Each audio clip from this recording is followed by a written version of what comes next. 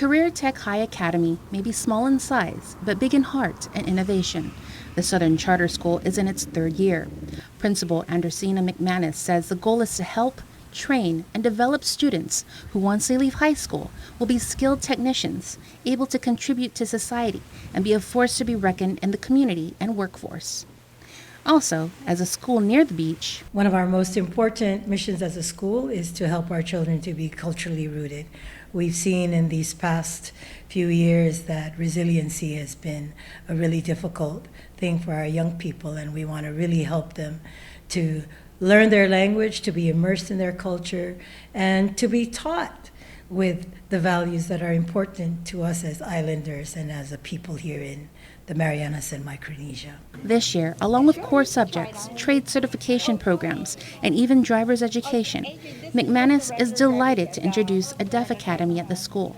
One of our burdens as educators is that our deaf young people would develop their fluency in their language, and then we are taking that on as a school, that we as a school will learn that language and then and be a part of their community, and which is the dream for the deaf community here in Guam, is that the whole island would be accessible. The Deaf Academy is led by longtime ASL interpreters and educators of the Guam Deaf community, Myra Mendiola and Kirsten Rosario.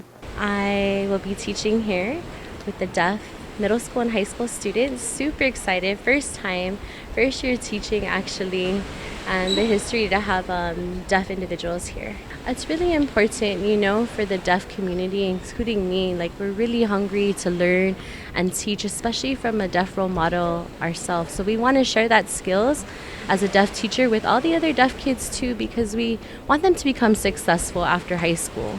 So that's what I hunger for, really, is to really share my knowledge as a deaf teacher and what I've learned too as a deaf person. CTA will also be using an ASL English curriculum. So all main core subjects, science, social studies, math, they'll all be with sign language interpreters, but we're also going to be teaching ASL and English literacy too. So far, about 8 students have enrolled into the Deaf Academy, with that number likely to increase. Anyone that's deaf or has deaf children, or maybe deaf parents as well, we want to keep inviting them.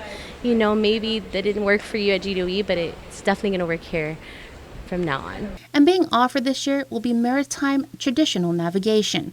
The instructor, Master Navigator from Saipan, Antonio Tony Pialud. I have students here. They were under Pierre-Luc Seafaring Academy, and they were part of the school. So I'm here to show my dad's dream. He was dreaming about passing his knowledge down for who want to take it and live on it instead of just pass away with it.